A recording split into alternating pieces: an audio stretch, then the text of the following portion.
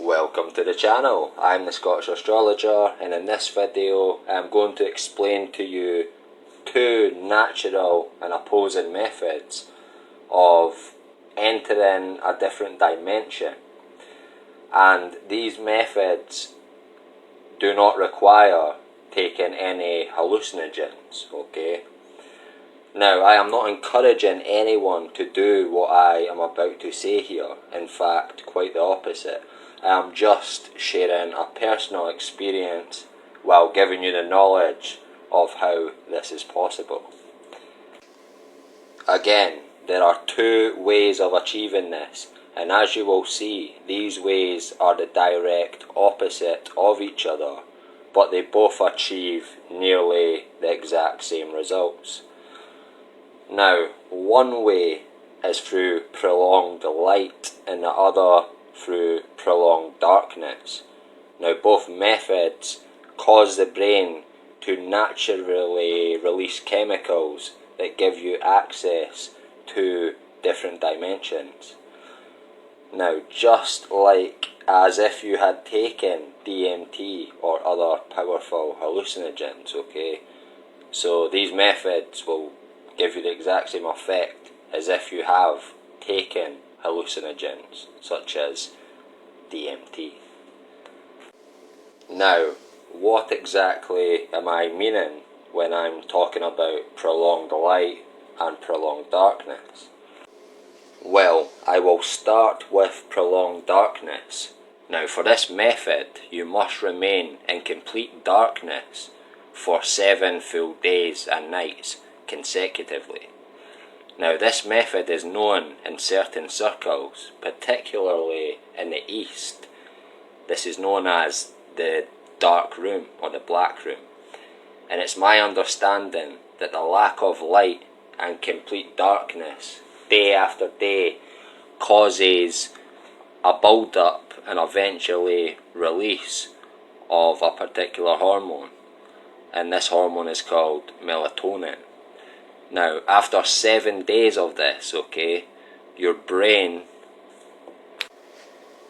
basically splits the high volume of melatonin that's been secreted and releases what's known as 5-MeO-DMT, okay, because our brain naturally contains DMT, which is reserved to be released on death, okay, as you die. And it's released from the pineal gland, which then gives you an entry and awareness into the next higher dimension and separates your spirit's connection to your body. Now, this dimension isn't quite the afterlife, but it's what I would call the waiting room, okay, to gain access to the afterlife. So where this place is the best way to explain it is like the hallway, okay, and at the bottom of the hallway is the afterlife, okay, the legitimate afterlife. It's like before we enter this world, okay, through birth, we are obviously inside the womb, so we're still present on earth, okay, but just not physically, okay, outside of the womb to experience. We're still on earth, but we're inside our mothers, okay, at the same time. So that's the best way to explain this dimension. It's like not quite the full afterlife, full death, where you go in full death, but it's the midpoint. You are there, but you're not there, okay? Now, the only way to produce more DMT, okay, than is naturally stored within your brain and your pineal gland is by doing either the black room method or by the other method that I will explain shortly, because like I mentioned, the only way to produce more DMT is by having the brain produce enough either melatonin or serotonin, which I will get into shortly because that's the opposite method, so that it can be split into 5-MeO-DMT, okay? Because once your brain builds up enough of either melatonin or serotonin, it has to be split. The brain naturally splits it, okay, and 5-MeO-DMT is the result, okay. Now, the second method of creating 5-MeO-DMT naturally is one that I have personally experienced, okay, with which I will soon get into. Now, this method is the total opposite to the darkroom method I just explained. This method, rather than 7 days of complete darkness, involves 7 consecutive days of light, which involves staying awake for 7 full days. Now, this method is slightly less natural than the dark room, because you most likely will have to use some sort of stimulant in order to remain awake for 7 consecutive days. But if you can do it without stimulants, more power to you. It will just be very difficult to achieve. I'm not saying impossible, but very difficult. But although this method I am about to explain may require the use of stimulants, it still does not require taking hallucinogens, and so is still considered a natural method. In the same way as the darkroom increases melatonin and does not let it convert into serotonin, so the melatonin splits to form 5-MeO-DMT after 7 days. Now, this 7 days of light method keeps increasing serotonin and keeps it from converting to melatonin, okay, when it would get late and you get tired, your brain secretes melatonin, okay, turns the serotonin into melatonin, you feel tired, sleepy, okay, and then the opposite in the morning, light, the melatonin converts to serotonin and you feel alert, awake, okay, so the opposite. But they're basically the same thing, melatonin, serotonin, but opposite to each other. They just convert from each other from light to dark. Again, that's why this method of manipulating light and dark, so having more light than you should or more dark than you should, and not allowing the melatonin or serotonin to naturally split as it does every morning or night. That's how you're able to produce this effect. It's that simple. So again, like you see, even though both these methods are the direct opposite to each other, they do indeed give you the exact same result. Now, my personal experience of the 7 days of light method is something I will never forget, because this was no hallucination, okay? As me and the person who I experienced this with were actually seeing the exact same things, which makes no sense if it were truly a hallucination. We were experiencing it. So this fact proves that actually, well, in my opinion, this fact proves that actually we had both just entered or were aware of the next dimension, or a higher dimension than our own. And what we were both seeing was actually what was contained within this higher dimension, just we aren't aware of it with our 5 natural senses here on earth within this dimension that we experience. Now, I will try to explain to you exactly what we were seeing in this particular dimension, as well as my thoughts on what these entities actually were and their function. But before I do, I want you to know that my intention was never to try and access another dimension or anything, okay, with my experience. I had no occult knowledge like I do now, okay, very, very little at that time when I did experience this, as I was only 16 years old, and I ended up breaking the veil unintentionally after being on speed amphetamine, and remaining awake for 7 full days and nights, consecutively of course. A along with one other person who managed to stay awake that long with me. Now, I am not encouraging anyone to copy me here, as it is actually quite dangerous. If I were to suggest any method, I would say the dark room method, as it is much safer in my opinion and does not involve stimulants or staying awake. Now, at 16 years old, it was basically a different life for me than my current life right now, okay? I would never do any sort of drugs like I used to, but as everyone can probably appreciate, being 16, wanting to experiment, etc., okay? Basically, it was just sort of a good time that led into a bit competitive, let's see how long we can stay up sort of thing. Okay, so basically I had no intention or knowledge of what I was actually doing here, okay, like I have now. So again, please don't think I'm trying to encourage people to do this, because I really am not.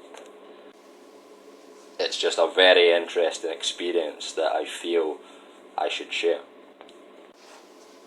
From my experience now, I will tell you that you should only ever attempt to break the veil if you know what you are doing, or you are assisted by someone who does, a shaman for example. And of course you are doing it for the right reasons, okay?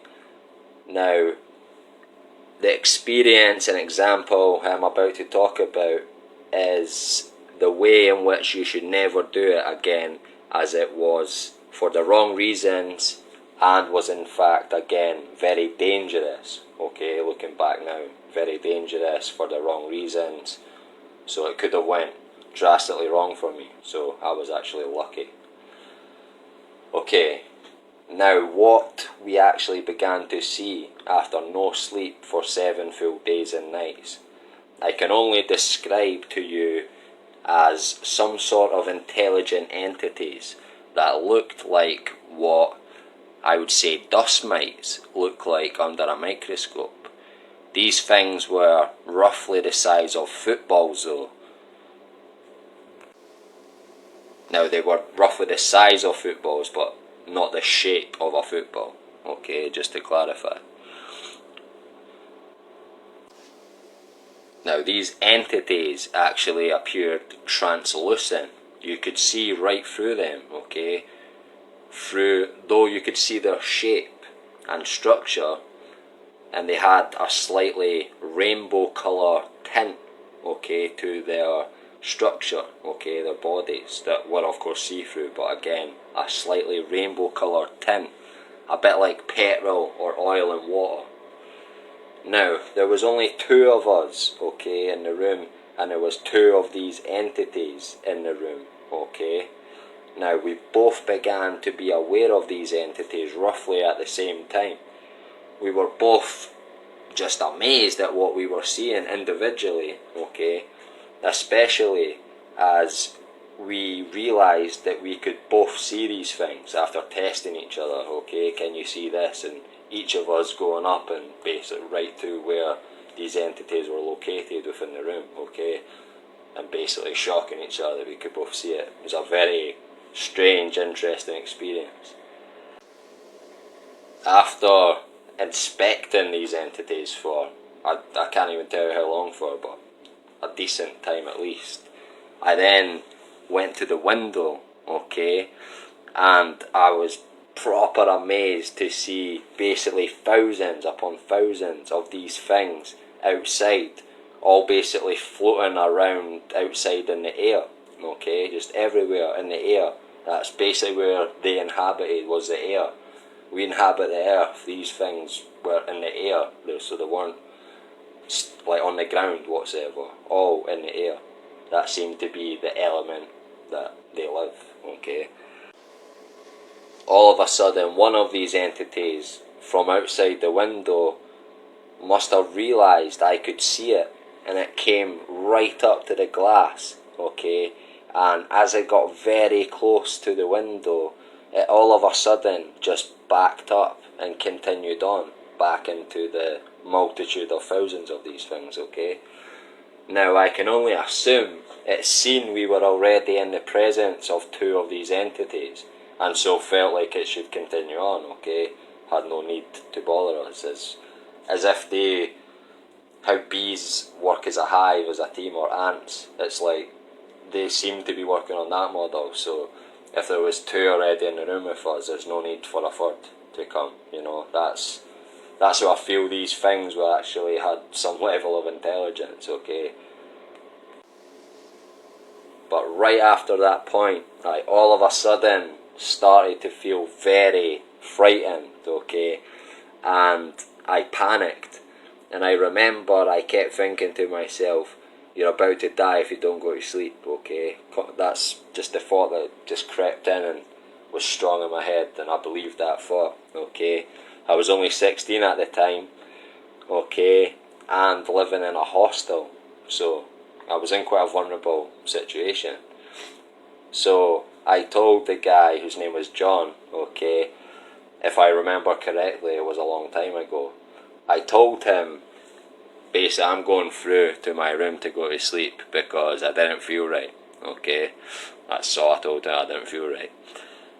Now I get to my room and I start to get ready for bed, but then the door gets a knock, okay?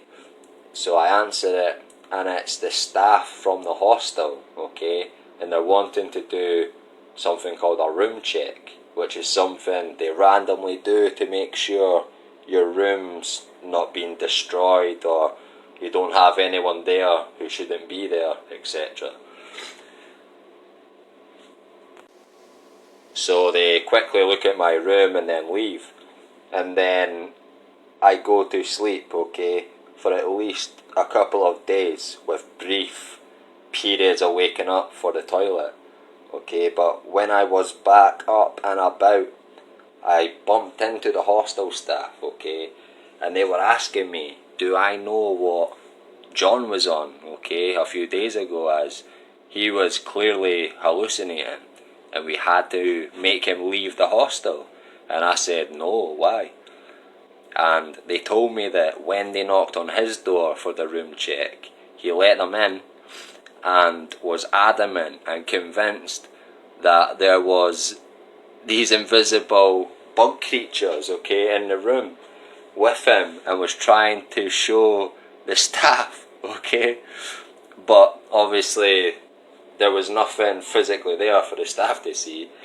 And then he got extremely angry and frustrated with them that basically they could not see these entities, and then started to smash up the room shouting, open your eyes, okay? So I couldn't believe what I was hearing from him. So they told me they had to call the police to get him removed from the hostel. And basically that was the last time I seen or heard of John, okay, after that. So clearly the guy, John, had some sort of psychotic break because of this, okay, because of this experience. He was an older guy at the time and I was only 16 again, so I was very lucky it was not me who had some sort of psychotic break, seeing that my brain was not fully developed yet, being 16, okay? This guy's brain was fully developed, so I feel very lucky. So again, I'm not telling anyone to do this, okay? I'm simply sharing a personal experience that is the opposite to the dark room, but still achieves the same results, okay? Now, I am also confirming that there is definitely other dimensions, okay, parallel with ours, that are indeed inhabited by entities of some kind or another. Now, I don't know exactly what the particular dimension I broke into's purpose was, okay, fully, okay, or what was going on with these entities for sure. But like I said, it was basically like a waiting room before the afterlife. That's what this place is. I know that. But the purpose of these entities, etc., I'm not 100% on, okay? I don't know a lot about these entities that I saw there. I've done a lot of research. I can only find one thing about them really, well, that I think maybe about them, which I will get into, of course. Now, I think it was roughly a year or maybe 2 years ago, I heard of John Dee's apparent successful attempts to contact a higher intelligence from another dimension. And apparently these entities he contacted, he named them the Macrobes.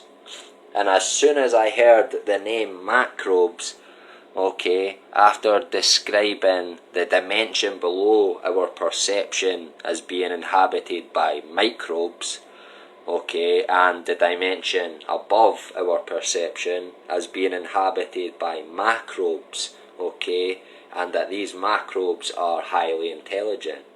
As soon as I heard this, I immediately thought about these entities that I saw with my experience that I am explaining to you. Now, this comes from research by a guy called Michael Tazarian, okay, he's pretty well known on the internet. And obviously it sounds a bit wild, okay, when you listen to this story, but I truly feel there is something to this story, okay, between John Dee and the Macrobes, as told by Michael Tazarian.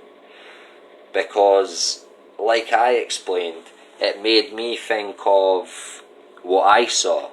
Now, no one has ever done that, okay, with telling a story to me. It made me think of what I saw. Never. I've never heard of anyone talking about what I saw, okay, even remotely, until I heard the story of John Dee contacting Macrobes. Now, just in case you don't know who John Dee was, he was a personal advisor and astrologer to Queen Elizabeth I and the original 007, apparently. Now, I have read some of his writings, and he is clearly a very learned and intelligent and wise, okay? And he had a lot of very powerful knowledge, especially on the supernatural and symbols. Now, I will make a video soon on a very powerful symbol that he created, that John Dee created himself, and show the pure genius behind this symbol, so look out for that. Now, back to the story of the Macrobes. Apparently, in exchange for what John Dee was asking of these Macrobes, okay, because that was apparently in the story the purpose of him wanting to contact these entities was for a purpose, for a reason, okay?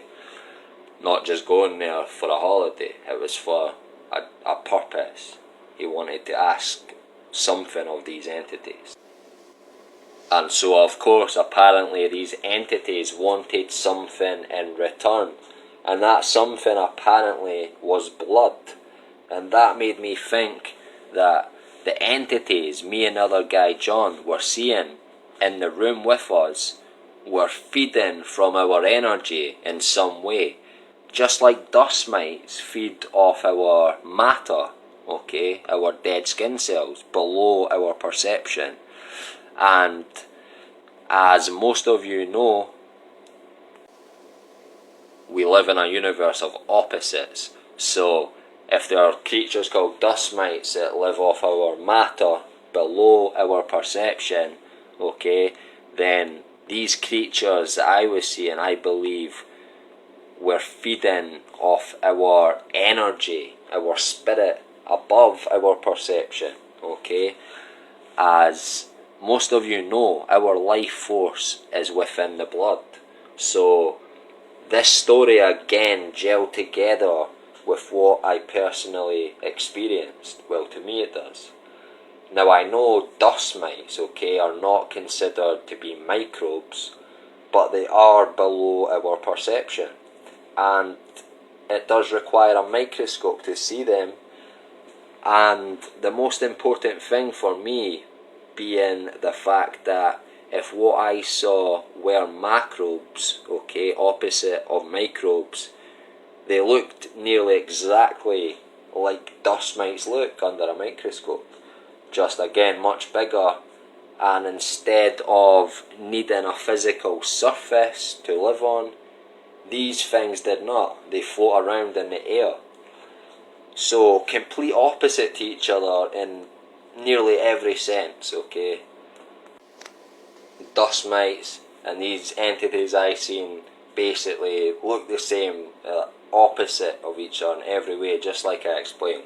Very interesting facts here.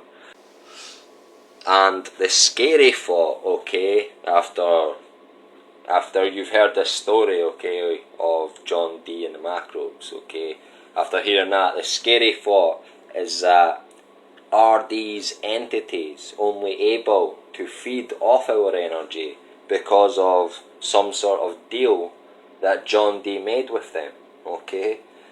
Because that would make sense, because dust mites, again, feed off our dead skin cells without our permission, okay? I don't say you can feed off that dust mite, they do it anyway. So, it is only natural, okay, seeing that these entities were opposite in every way from dust mites, it would only be natural if dust mites feed without our permission, then do they need to feed with them? And again, was this permission given by the deal made by John Dee? If the story is absolutely true, which I cannot confirm that is, but again, with my own personal experience here, I feel there is some sort of credence to this story, definitely. And if you read about John Dee, you will know he was definitely into contacting higher dimensional entities. But either way, the story of John Dee and the macrobes is a very interesting story nonetheless. So you should have a look at the story of John Dee and the macrobes for yourself. I highly recommend it. I believe there is some truth in this story, again because of my own experience, but whether a deal was made between John Dee and these entities involving blood, I cannot be sure of, or if this is just a natural realm where they've always fed off us, off our energy. I don't know, can't be 100% of that. Also, the life story of John Dee is something you should take a look at as well while you're on the topic. Okay folks, I think that's all for this video. A huge thanks for watching. If anyone has had a similar experience with seeing these pan-dimensional entities, then please leave a comment below, okay? Even if it's not the ones I am talking about, you can even leave a comment explaining any other kinds of entities, okay, and the method in which you got access to them in the comment section below.